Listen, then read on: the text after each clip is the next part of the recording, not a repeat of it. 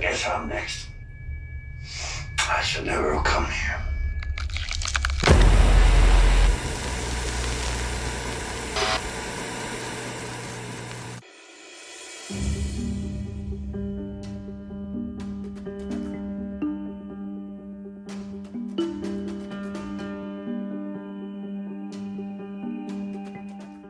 Hello, everybody, and welcome to the latest episode of Fresh Cuts. This is Mike. Joining me as always, it's Mr. Venom. What's up, Venom? Greetings and salutations, dog lovers. I'm doing pretty damn well. I just left the theater to watch the remaster of Perfect Blue, which is one of my favorite anime films of all time. The remaster looks amazing in IMAX, and I know there's a 4K release coming soon. So yeah, overall, I'm in a damn good mood. How the hell are you doing, Mike? I'm doing well. I've just been chilling out watching football, but the Arrow's 4K release of Basket Case showed up at my house today, so I'll probably be watching that for my October 12th watch later tonight. So I am doing well. How about you, Don? Yeah, I'm just doing good. Always happy to be here. All right, so this week we actually are talking about a movie that I think officially released last week, but since there was no brand new release, at least wide enough for everyone to see, and nothing really piqued our interest on VOD. I mean, there is a ton out there on VOD, but nothing that really jumped out at us. So it seemed like the natural pick to go with Good Boy, which is kind of an interesting concept, one I'm sure we'll discuss in general thoughts and in spoilers. And let's take the synopsis off IMDb. A loyal dog moves to a rural family home with his owner, only to discover supernatural forces lurking in the shadows. As dark entities threaten his human companion, the brave pup must fight to protect the one he loves most. So before we get into general thoughts, just to kind of set this up for anyone that might not know anything about this movie, it is shot in the POV of the dog itself. That probably That it follows the dog's point of view, saying the dog's point of view, saying it that way makes it seem like it's found footage from the dog's viewpoint. It just the dog is the main character. Yeah, Yeah, POV might yeah. be just a little bit of a misnomer because people are going to think the movie is in first person, but Yeah, it that's is definitely shot from the perspective of the dog. I think is probably the better way to Yeah, put yeah, it. perspective of the dog. Yeah, it's not yeah, found foot. It's not like the dog has a GoPro slapped to him or anything. yeah. It's not a GoPro, and it's not like the camera is the dog's eyes as it's wandering around the building. It's just the camera is focusing on the dog. We're following him. We're following his journey. It's Mhm. just like Mike just used the wrong word. I think it's not following the dog's perspective. He's just the main character. Cool. All right. Well, with that, we will get into general thoughts. Venom, what did you think of Good Boy? I gotta say, this is probably the surprise of the year for me because I fucking love this movie, and it's not necessarily because the movie follows the dog, like as the movie is, of course, shown from the perspective of the dog. It obviously there's not much dialogue, so you kind of have to, from the little bits of dialogue that are in the movie, you kind of have to put the story together yourself.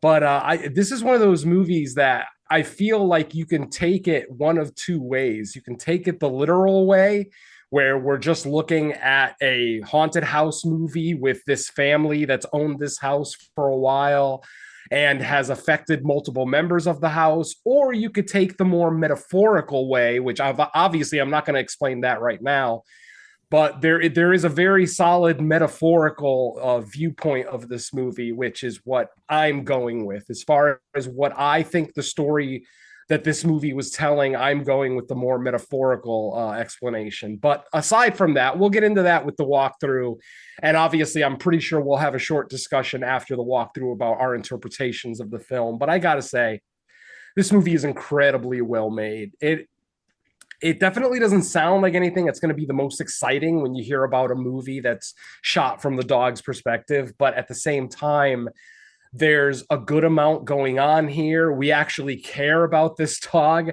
I actually love that IMDb lists the dog as the first star, because that is absolutely correct. This is the dog's movie. Indy is the name of the dog in the movie, and it's also his real name, which we'll get into in a little bit later as well. He absolutely steals this show. And this movie isn't about its jump scares, because there's really not that many.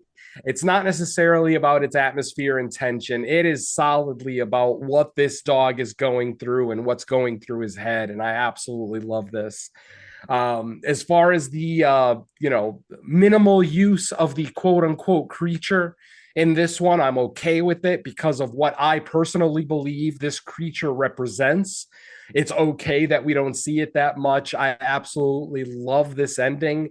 It's heartbreaking, but hopeful all at the same time.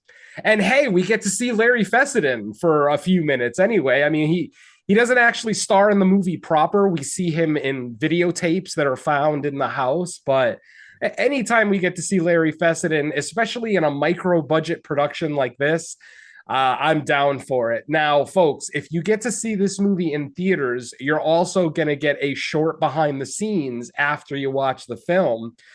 And the behind the scenes is what sold me on this movie. I just everything that they went through. This movie was 4 years in the making. It took them 4 years to shoot this movie. When you see the shots of Indy as a puppy in the film, that is actually the real life Indy as a puppy. And it also took them 400 shooting days. Count them, 400 days of shooting. I mean, Hollywood movies don't take that long. Like James Cameron movies don't take that long to shoot. But obviously, because you're working with a dog, and because this is not a Hollywood stunt animal, this is actually the director's dog. Yes, the director. The two stars of our movie are the director and his wife. Excuse me. No, they're not. I'm sorry. Shane Jensen is the star of the movie, but Ben Leonberg is the director of the movie, and Indy is his actual dog. And when we see some of the painstaking things that they went through, like literally they show one shot that's probably all of 5 or 6 seconds in the movie, and it took them a whole day of shooting just to get that one shot. That's dedication to a film, my friends. And I'm very interested to see what this director can do with a big budget, because what he did with just a couple of cameras shot basically in his own house with his own dog and his wife and a very small production team. I mean, because Indy isn't a Hollywood dog, they didn't want to have this big production with like dozens of people on set, because you don't want to freak out the family dog, obviously. So we have a very small team making this beautiful movie, both visually and in its themes. I think the message behind this movie is an incredibly strong one, and it's an incredibly beautiful one as well. So I'm going to keep my general thoughts short, because honestly, there's not a whole lot we can get into, without getting into the story and some of the plot points. But ultimately, I love this movie. I love the short runtime. This movie is 72 minutes long. I mean, this is a short ass movie. But it tells the story that it needs to tell. The movie didn't need to be even 1 minute longer. It told the exact story that we needed. It gave us exactly at least what I was looking for in this kind of story. Like I was prepared for just a basic haunted house movie. And as I've already said at the beginning of my general thoughts, I don't believe that was the general message of this movie. But for what was given to us with the micro budget, the micro production team, I think this is an absolute triumph. And I think this is something that needs to be seen in theaters. Unfortunately, with it being released in October during a slew of other horror movies that are coming out, I think it's going to get lost in the shuffle, unfortunately. But my friends, if it's playing in your town and you have the opportunity to see it, I would strongly recommend going and check this out. I absolutely love this movie. I only got a chance to see it once, again, because of my work schedule, but I'm absolutely going to go see it in theaters one more time this week, because I just had a great time with it. It's not exactly a fun movie. I wouldn't go so far as to call it a quote unquote fun movie. But when you know what went behind the production, and you know that this dog is just the family dog that they stuck in a movie, it just absolutely works for me on every level. And the performances of the humans, what little performances we don't really get to see their face much in the movie. Usually whenever someone's face is on screen, it's distorted with either long hair or shadows or something like that.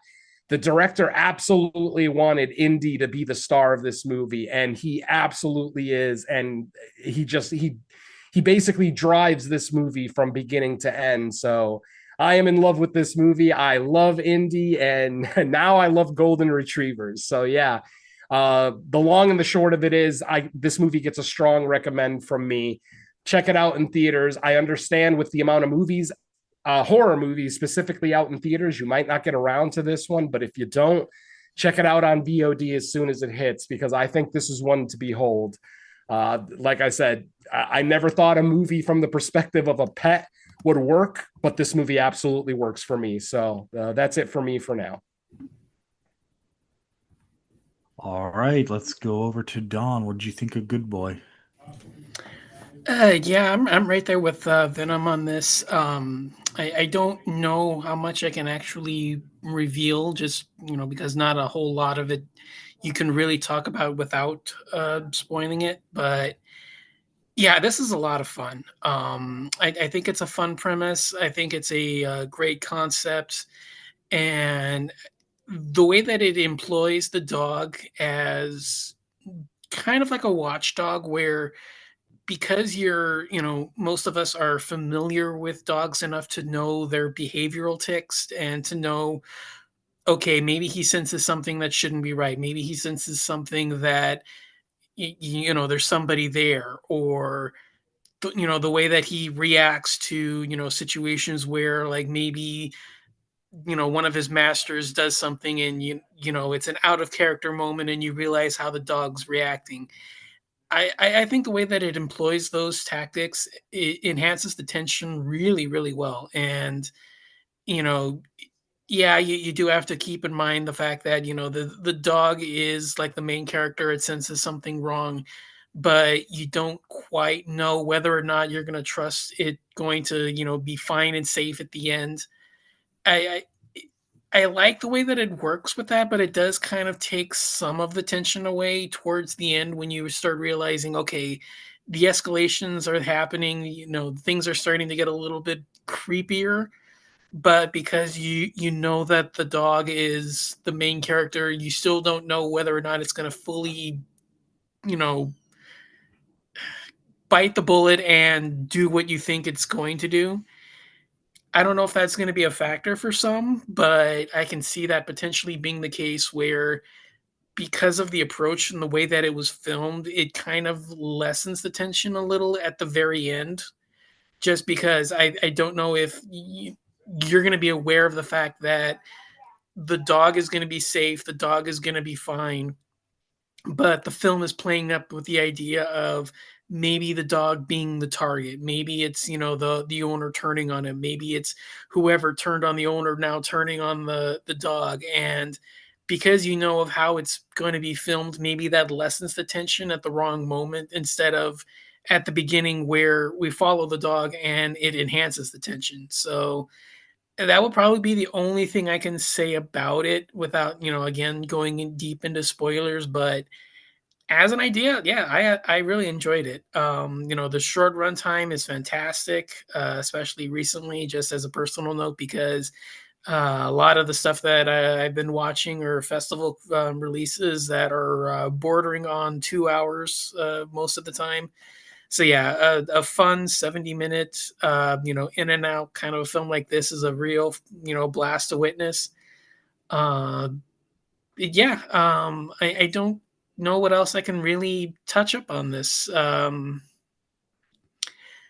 I mean, the ending is probably going to be like the big thing about what really happened, but we'll save that for later, I guess. So, Mike, back to you.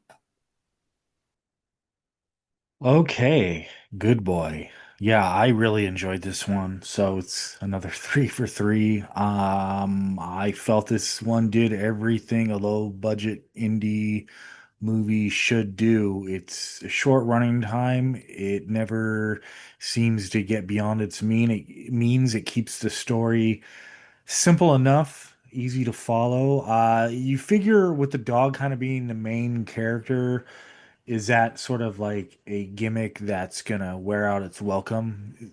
Because even though it's a short movie, it's still long enough to be considered feature length. So there is that kind of worry going into it, like, oh, is this gonna be cool for about 20 minutes, and then it just kind of comes be repetitive and gets too old. But I didn't feel that at all. In fact, I thought kind of because of the dog being the main character that it sort of enhanced like the sound design. At some point or at a certain point watching it, you almost kind of take over like the senses and instincts. I wouldn't say like you become a dog, that's a little over the top, but like the fact that you're pretty much waiting for like audio and verbal cues for everything, kind of like a dog would, because obviously there's communication limitations. The dog is not going to be speaking, so, and they don't try to do silly gimmicks like subtitles or, oh, we're going to see what the dog would say if it could communicate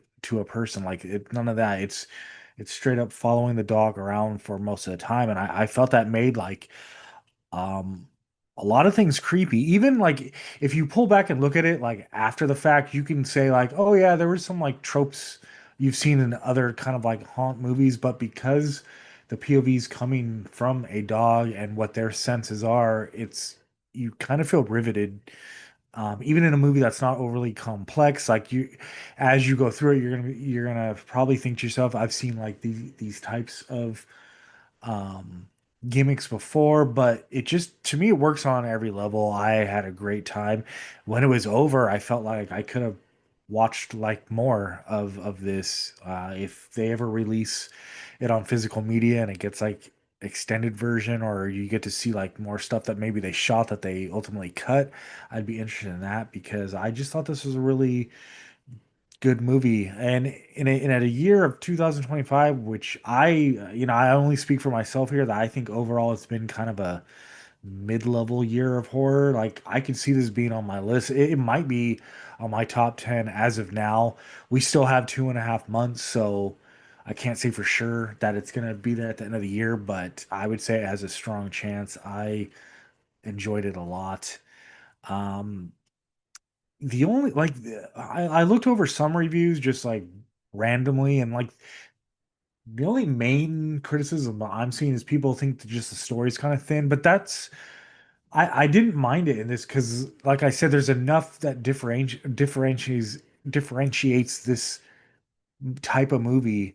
The gimmick that they're using makes it feel kind of like new and fresh, even though you can argue that the story itself you've seen before many times. But I don't think that you quite have like this experience because of what they went for, and I really appreciate that, and it kept me thoroughly engaged.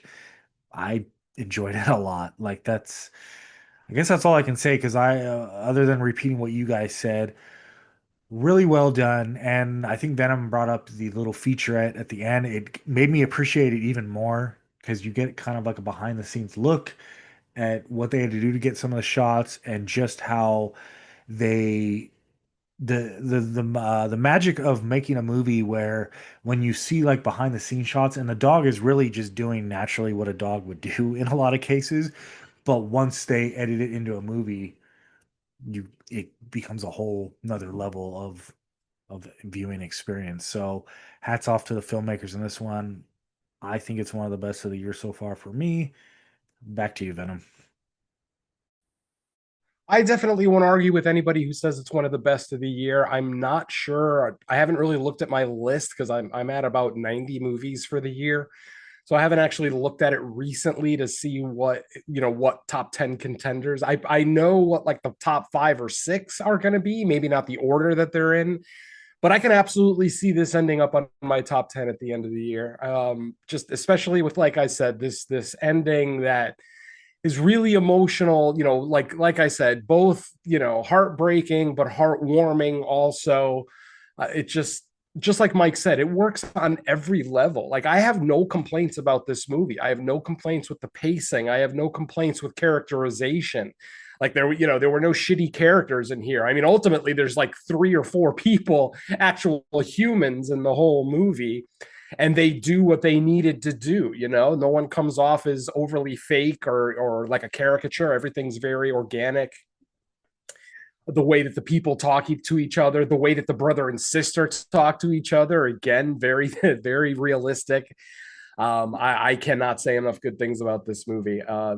I don't know that I necessarily want to see more horror films from the perspective of animals, only because when a good gimmick comes out, it ends up getting abused by a lot of like B-rate directors, and I don't want to see that happen to this. If somebody runs with this concept again, I want it to be a good director with maybe a slightly higher budget so that we can see maybe what they can do with it. But I mean, this movie is near perfection to me. I literally, I can't think of anything at all that I would change. I can't think of anything that I would add to it. I mean, obviously the Larry Fessenden fan in me would say something like, oh, I would love to see more of him, but ultimately we got what we needed from him, or at least I got what I needed from him.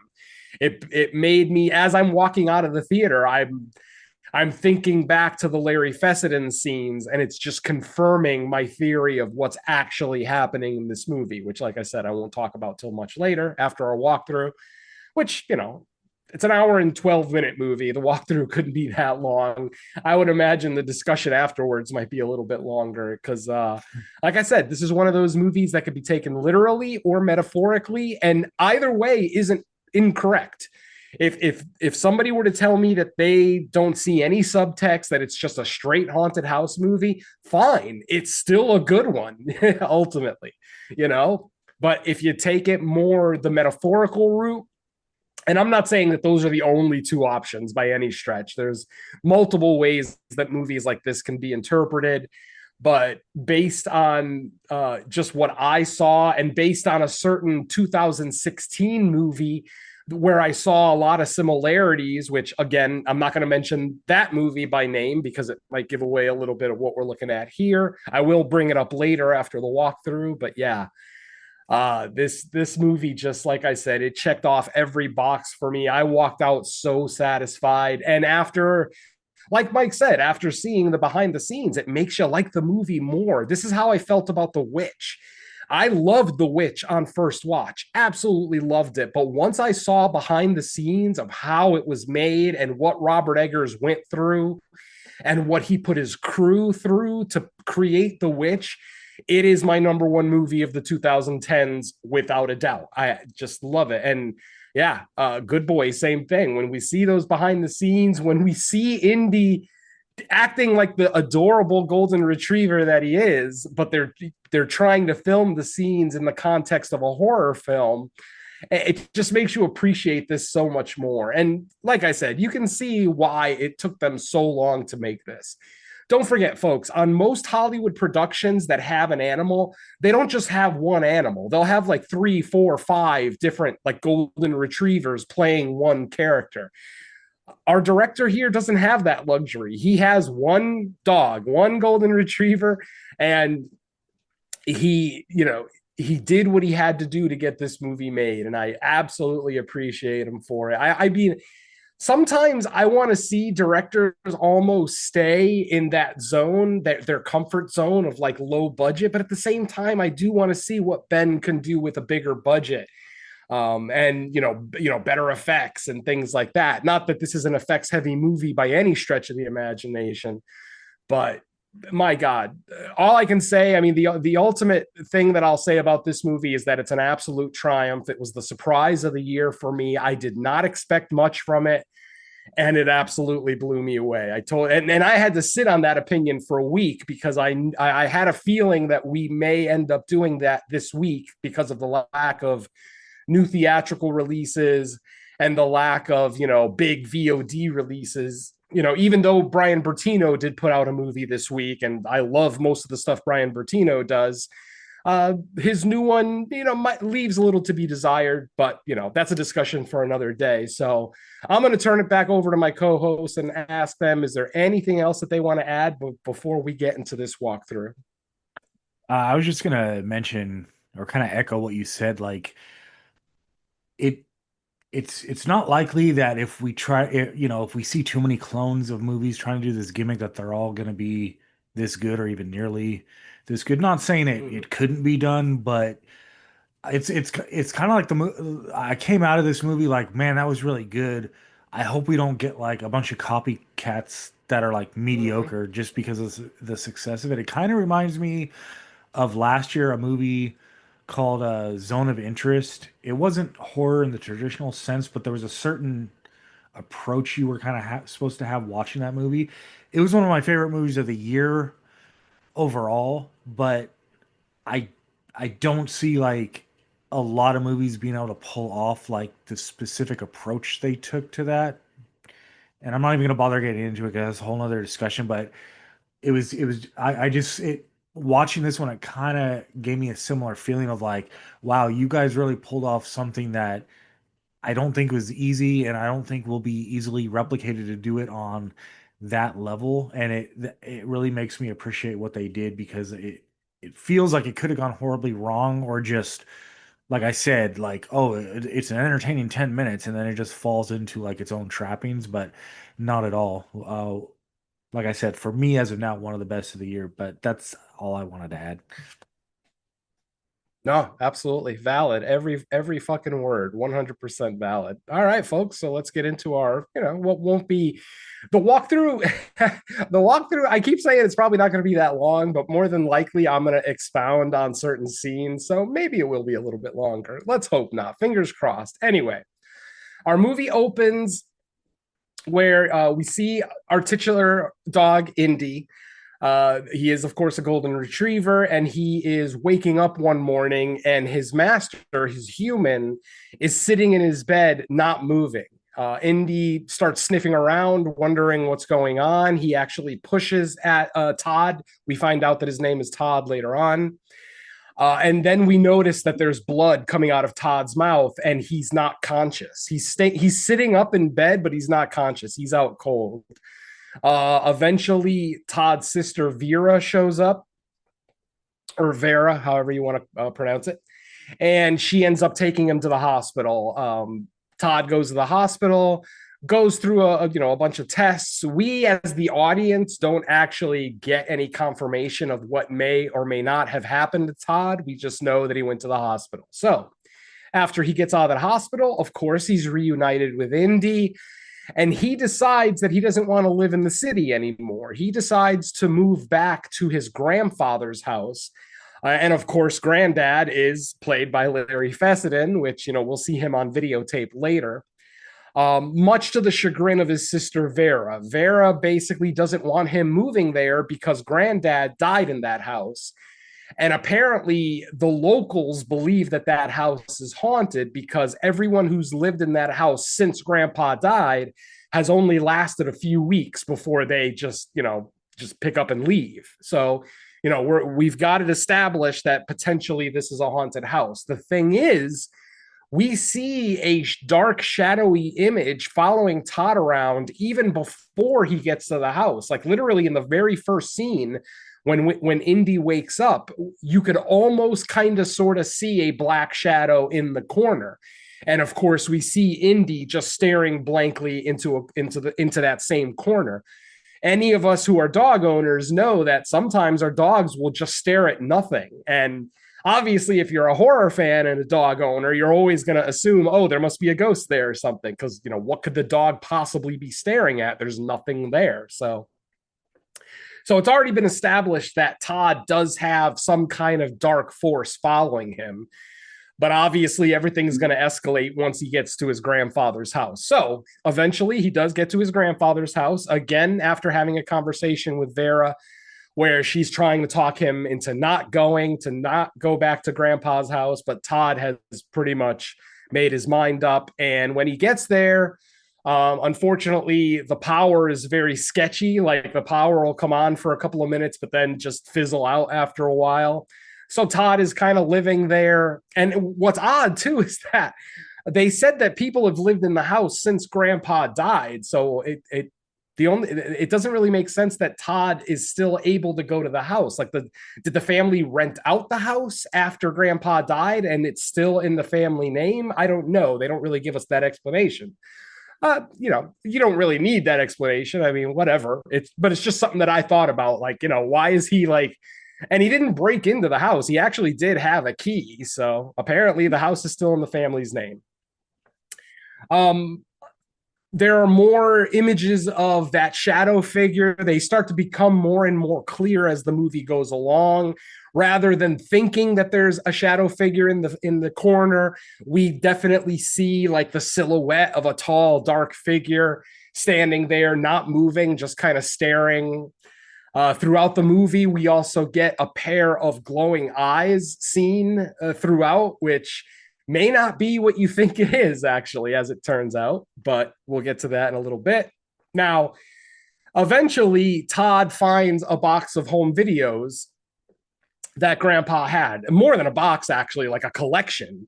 And basically, all the videos are either home movies or, as Todd puts it, shitty horror movies. Even though one of the movies was Carnival of Souls, and in my opinion, that is absolutely not a shitty horror movie. The original, of course, not that shitty remake. Anyway,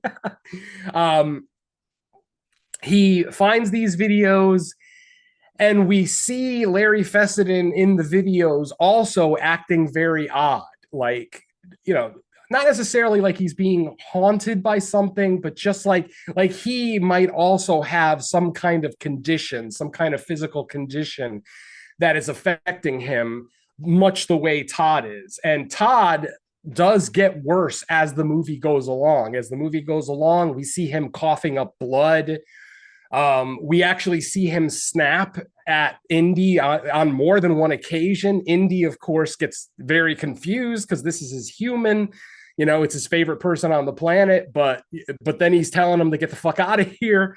Obviously, Indy is confused, and which also leads to why I believe this movie is telling the story that it is, because ultimately Indy is an unreliable narrator.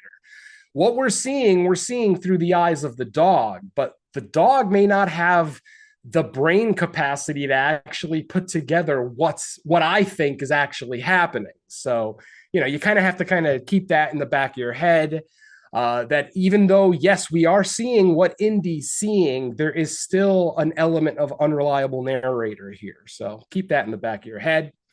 Now, one day, Indy goes down to the basement of the house, and he thinks he sees something. He actually hears something calling him, like, you know, whistling for him, you know, whistling for the dog. And Indy is obviously terrified. He does not want to go down to the basement, and he ends up hiding behind the door of the basement. And Todd ends up finding him cowering behind the door, and he's dirty because, you know, all that area at the top of the stairs of the cellar, of the cellar, basically, you know, it makes Indy very dirty. So Todd takes Indy up to the bathtub to give him a bath. And then Todd coughs, and he literally pukes blood all over Indy and the bathtub. So we're starting to see Todd's condition deteriorate more and more.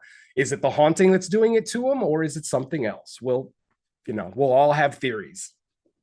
So anyway, eventually Todd starts to think that he hears someone in his house.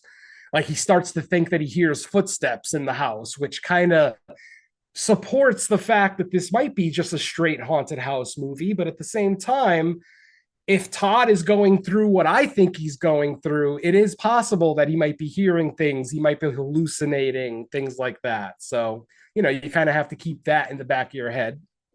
Now, at one point, Todd does decide to go to the doctor. He goes to see a local doctor. While at the doctor's office, we hear the doctor say to Todd in these exact words, "If you weren't so far along, we might have been able to help you with our treatment." Todd went to a doctor or a facility that has some kind of experimental treatment for whatever it is that Todd is going through. But the doctor, like I said, tells him that if you'd have came to us a few months earlier, we might have been able to help you. And Todd, of course, gets upset because he's like, I'm literally a guinea pig, a volunteer guinea pig willing to do whatever you guys want me to do just to try. And, the doctor obviously says no. So Todd, of course, leaves in a huff, ends up going back home. And this is when Todd starts to get worse and worse. At this point, I skipped a part. At one point, Indy, starts exploring the house, kind of looking around. Eventually, the cellar door kind of opens for him magically. We like Indy looks, the cellar door is closed and locked. Then Indy turns around. When he turns back around and looks at the cellar door, it's suddenly open. It's unlocked and opened. So Indy starts to go down the stairs, and then realizes that there is a dog carcass at the base of the stairs. Now, I'm not sure if I mentioned it yet, but Larry Fessenden, Grandpa, also had a golden retriever, and his name was Bandit, and he wore a red bandana.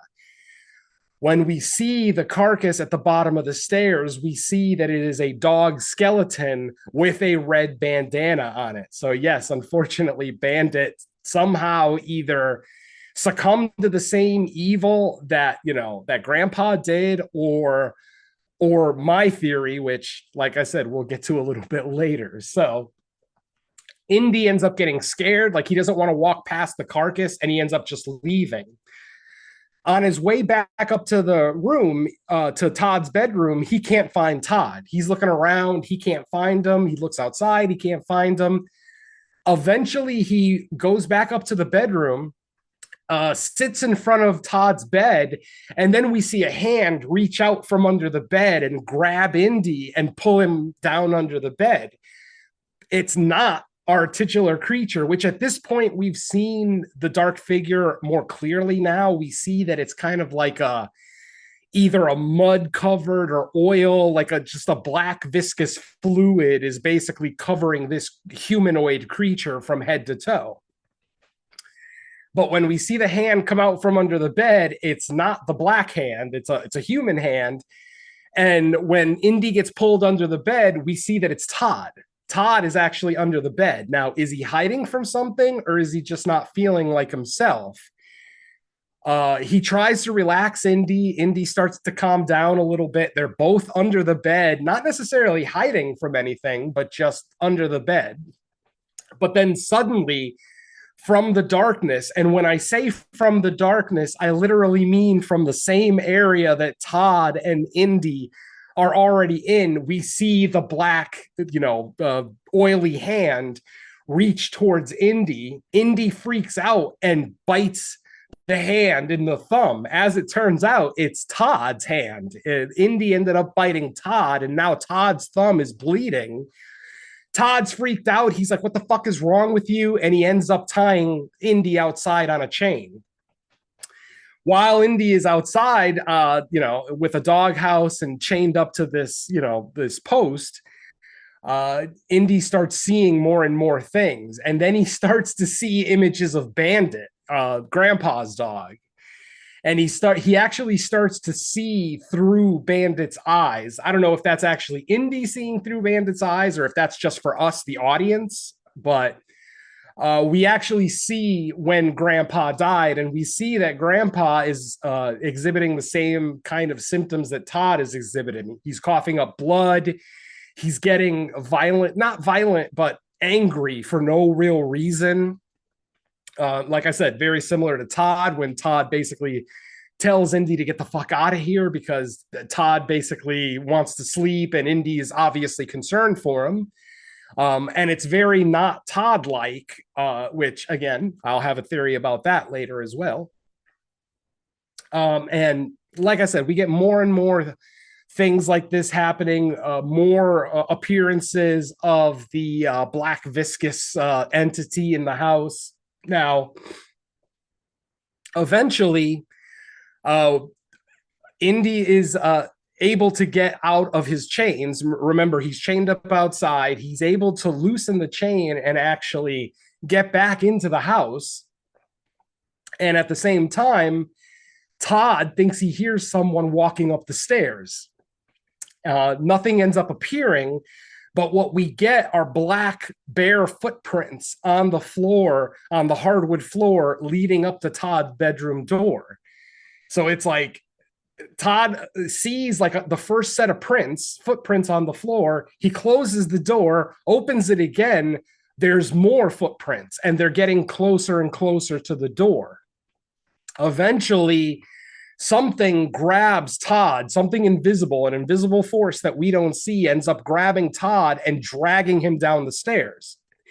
Indy, of course, gives chase, but the odd part about this is that when Indy looks back, Todd's dead body is on the bed.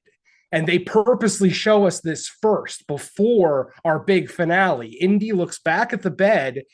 I don't know if he doesn't recognize that it's Todd or he's just concerned because, like I said, he just saw Todd get dragged down the stairs. But we as the audience see that Todd is lying on the bed with his eyes open. He has passed away. Indy ends up giving chase, and eventually Indy again goes down that cellar door that I talked about earlier where Bandit's body is at the bottom of the stairs. But this time Indy doesn't give a shit. He runs right over the carcass. He sees Todd basically getting pulled into the darkness of the cellar. And basically the last thing that Todd says to Indy is, "I'm sorry, boy, but even you won't be able to save me this time. Go." He literally tells Indy, "Just go, go, don't follow me anymore, go." But the thing is that Todd is now covered in the black viscous fluid. He now looks like the creature that Indy has been seeing, and we as the audience have been seeing throughout this film. And then finally, Todd is pulled into the darkness completely, and Indy is distraught. He starts crying. He doesn't know what to do. He ends up just sitting in the basement. Very similar to Bandit, if you remember correctly. This time, though, shortly after this happens, Todd's sister Vera shows up, and she opens the cellar door. She sees Indy at the bottom of the stairs, just sitting there like Indy's waiting for Todd to come back. It takes a little bit of coaxing for Vera to get Indy to kind of follow her out of the basement, but eventually she does. Indy goes into Vera's car, and the movie ends with Indy in Vera's car, and they're driving back to the city. They're leaving Grandpa's house. Now, I didn't do this movie justice with my walkthrough by any stretch of the imagination. Like I said, this thing needs to be experienced. But as I mentioned earlier, in my opinion, there are two ways to take this movie. There is the literal interpretation that this is just a haunted house that's been in this family for generations, that's been affecting, the various members of the family and has been taking them. Or there is the metaphorical way of looking at it, which I don't think I've heard any reviewer say this yet. I'm not, I'm not tooting my own horn by any stretch of the imagination, but I did listen to about 5 or 6 reviews of this movie. And it doesn't seem like anybody really came up with this interpretation. In my personal opinion, this is not a haunted house movie, and there is no ghost, there is no creature. The black viscous entity that we see is representative of cancer. I think that Todd and Todd's grandfather had cancer, and if you know anything about animals, you know that there are certain breeds of dogs that can be trained to smell cancer on people. Guess what one of the breeds is? Golden retrievers. Golden retrievers can be trained to smell cancer on people. Now, you remember earlier when I mentioned that this might be an unreliable narrator situation? Indy, in my opinion, Indy can smell the cancer on Todd, but he doesn't know how to comprehend that because obviously dogs don't have a concept of disease and death and things like that. So he interprets it as a monster who is trying to kill his owner, which is, why the title Good Boy. It seems like it's, Indy wants to save Todd from the condition that he has. And when Todd at the end of the movie says, "I'm sorry, boy, but even you can't save me," that's basically what he's saying. He has cancer and that there's nothing anybody can do about it. Don't forget, our movie starts with Todd out cold, bleeding from the mouth. He says, And then "You're a there's the good scene boy, at the but you doctor. can't save me." Yeah. Yeah, exactly. Yeah, I clocked it the second he visited the doctor. I think that's the obvious part. Yeah, exactly. Yeah, I clocked it at the doctor's office because it's exactly as you said. There are dogs that can detect cancer, and the fact that he doesn't know how to interpret it. He's imagining himself trying to defend his owner, but he doesn't know how to do it because, like you said, dogs can't translate their thoughts into what's cancer. Exactly. Since the dog doesn't have any concept of disease, all he knows is something is trying to kill my master and I have to protect my master from him. But obviously, in this case, nothing can protect him from it. And then, same thing with Bandit. What I believe happened, and we know this, Larry Fessenden died in the basement of his house because we actually see it in a flashback where he has his final, like, takes his final breath and spits out the last bit of blood out of his mouth. Grandpa died in the basement and Bandit was locked out of the basement. Hence why Bandit was at the bottom of the stairs. Now you're probably wondering, well, if they found Grandpa, why didn't they find Bandit? Bandit was at the bottom of the cellar stairs that had locked doors both at the bottom and top of the stairs. So as we see early in the movie, when they first arrive at the house, the cellar doors are locked.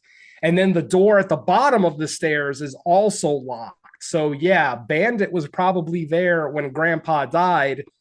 But since Bandit didn't have anyone else in his life for him to be able to move on with, he just ended up succumbing. He probably died of hunger, starvation, the elements, and basically and whoever found Grandpa's body probably just never did, the extra effort to open those two cellar doors to see that there was a dead dog carcass down there.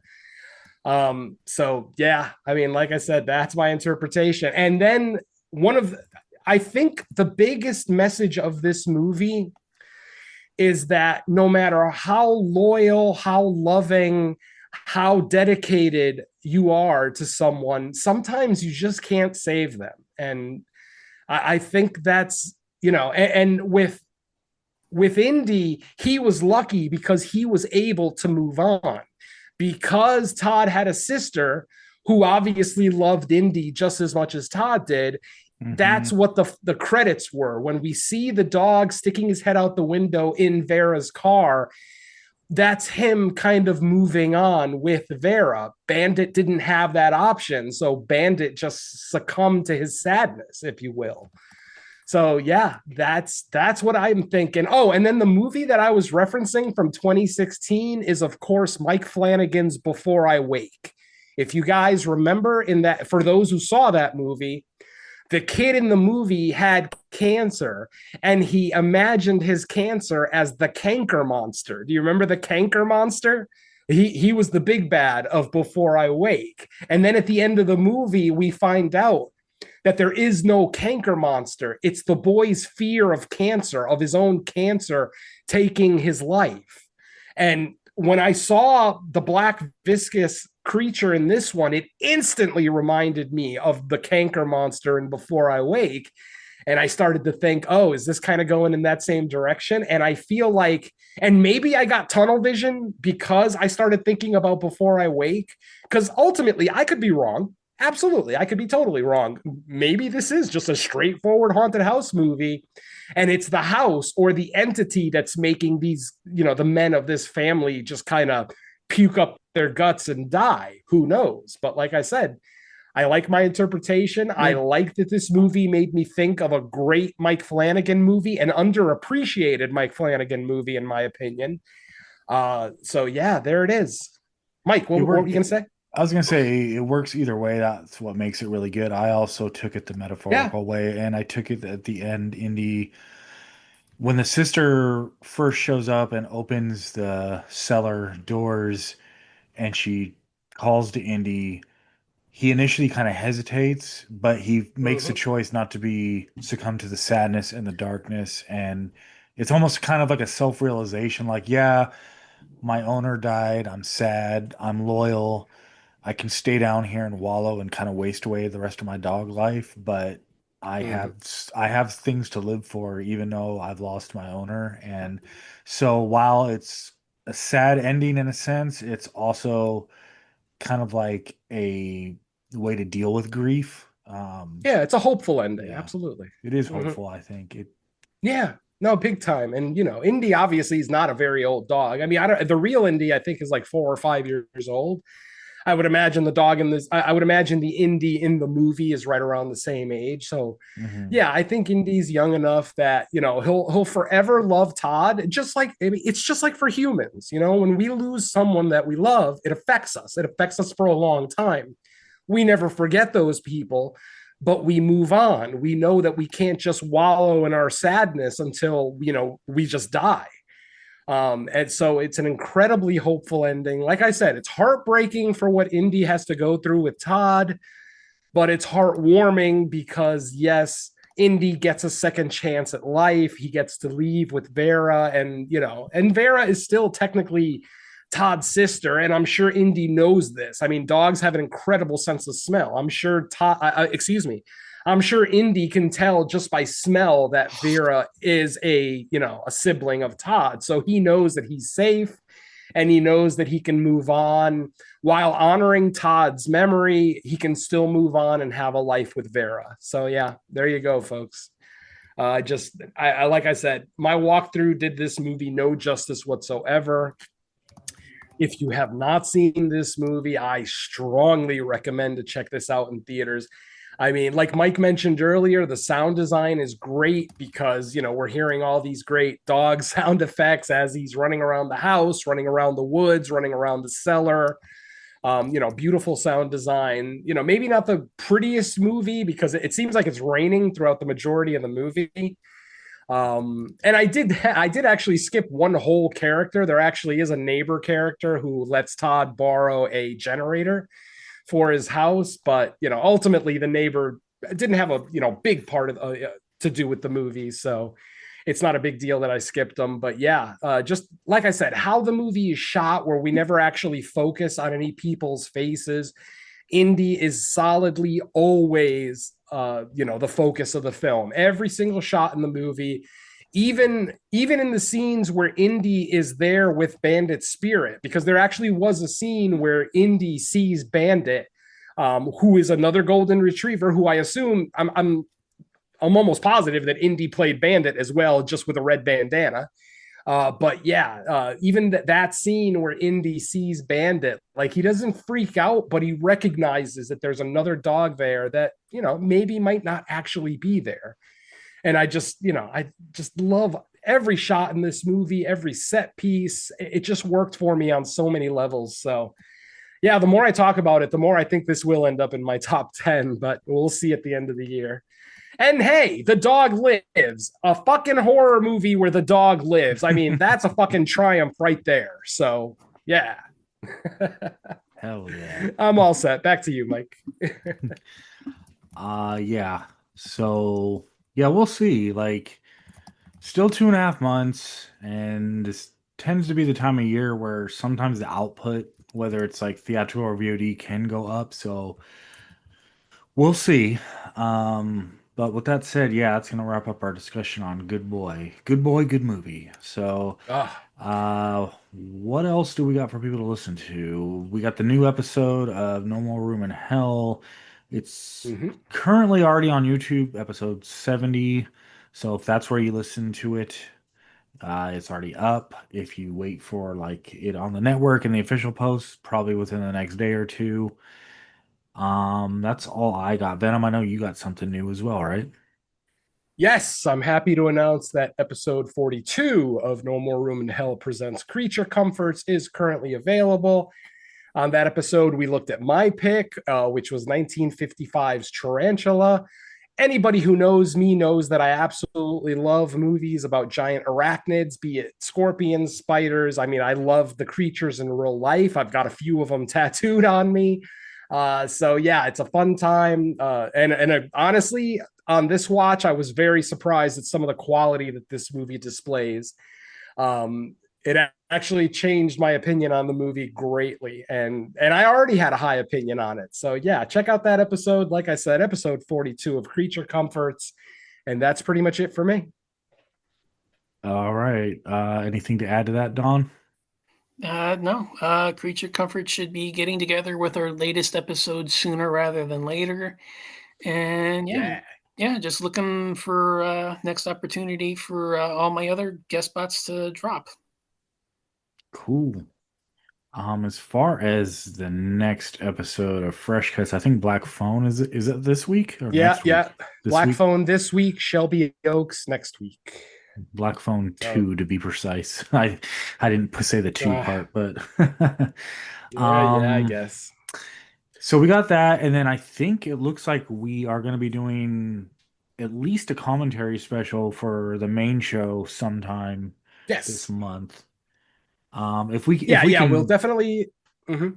I was just gonna say, yeah, if we can also find the time to squeeze in like a regularly scheduled episode, we'll do that too. But the commentaries are easy enough to where I'm pretty sure we'll at least get that. Yeah, and we'll definitely we've as far as Creature Comforts, we have already picked our movie for episode 43. So like Don said, it's just a matter of getting together. I'm hoping, like, both fingers crossed on both hands, that we're able to get that episode out before October. Because like Mike said, we're gonna do our standard, October commentary that we always do on the show. And try to get a full episode of the main show out as well. So, like I said, fingers crossed that we can all get together and do this. And long live Larry Fessenden. Yes. All right, sounds good. Well, that's gonna do it for this episode of Fresh Cuts. Thank you, everyone, for listening. We will be back in about a week with the next episode. So let's say bye to the listeners. Later. This movie could have been called Great Boy, because Indy is not just a great boy, the best boy. So hell yeah, Indy. I was gonna say, yeah, how do we say bye and dog? But I don't really think we know how. Sniff you later. I was gonna say good boy, Mike, for not peeing on the connection cables. Very nice. All right, I better get treats for that. Peace.